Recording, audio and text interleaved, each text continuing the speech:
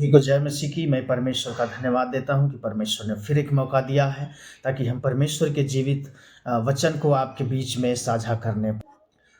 मैं आशा करता हूँ कि आप सभी लोग प्रभु में अच्छे होंगे, स्वस्थ होंगे। सो परमेश्वर का धन्यवाद देते हैं। आज फिर मैं एक वचन आपके बीच में साझा करना चाहता हूँ। कुलुस्सियों उसका 3 अध्याय 2 वचन इस प्रकार कहता है, पृथ्वी पर की नहीं परंतु स्वर्गीय वस्तुओं पर ध्यान लगाओ। Praise the Lord. यहाँ पर कहता है कि पृथ्वी की नहीं बल्कि उस स्वर्गीय वस्तुओं पर ध्यान लगाओ जो परमेश्वर अपने प्रेम करने वालों के लिए तैयार करके रखा है। दोस्तों, हमें पृथ्वी पर अपने मन को नहीं लगाने को कह रहा है, बल्कि कौन से पर मन लगाने का रहा है? स्वर्गीय वस्तुओं पर। स्वर्गीय वस्तु क्या है? स्वर्ग से वो सामर्थ उतरती है, वो आशीष उतरती है।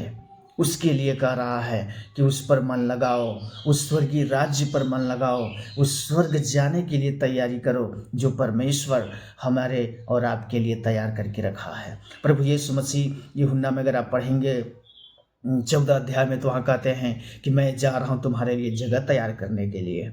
और यीशु मसीह हमारे और आपके लिए एक जगह तैयार करने के लिए गए हैं ताकि हम सब लोग उसके द्वारा उस तैयार किए जगह पर हम पहुँच सके और वहाँ रह कर के परमेश्वर की महिमा करने पाए।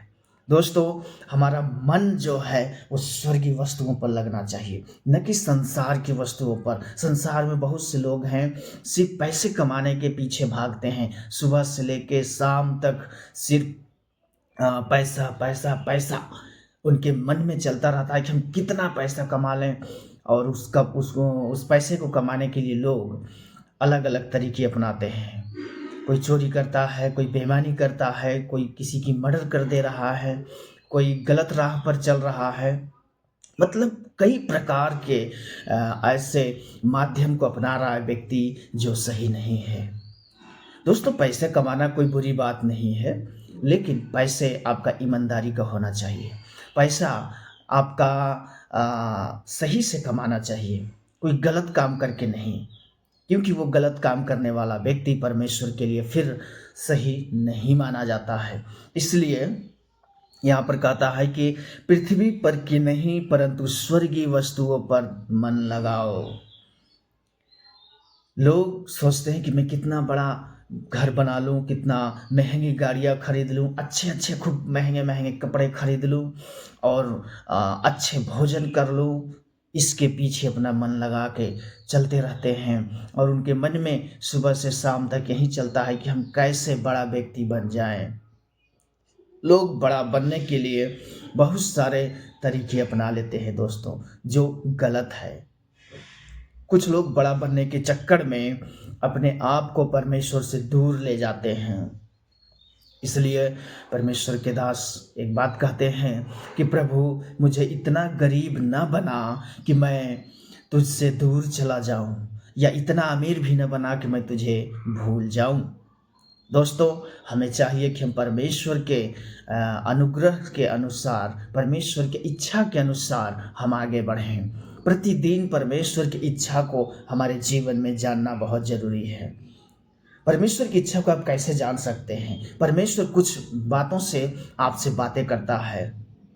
पहले के समय में अगर आप देखेंगे तो परमेश्वर के बात करने का तरीका अलग अलग प्रकार का था। जैसे भविष्यवक्ताओं के द्वारा बात करता था परमेश्वर, फिर राजाओं के द्वारा बात किया, फिर अपने याजकों के द्वारा परमेश्वर बात किया, फिर उसके बाद परमेश्वर शांत हो गया, किसी से बात नहीं किया।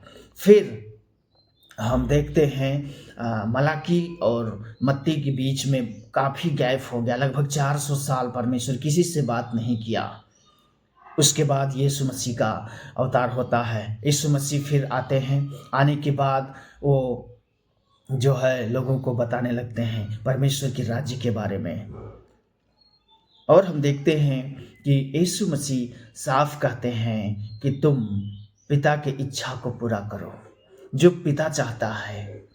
इसलिए हमारा ध्यान, हमारा मन, हमारा तन मन धन सब परमेश्वर के लिए होना चाहिए।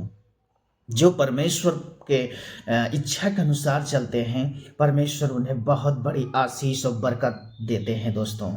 इसलिए कहता है कि तुम अपने स्वर्गीय वस्तुओं पर ध्यान लगाओ, न कि संसार के वस्तुओं पर। हमारा ध्यान उस स्वर्गीय वस्तुओं पर होना बहुत जरूरी है। परमेश्वर आज जो बात करता है आज के समय में, परमेश्वर अपने वचन के द्वारा बात करता है। परमेश्वर अपने लोगों के द्वारा बात करता है, अपने दासों के द्वारा।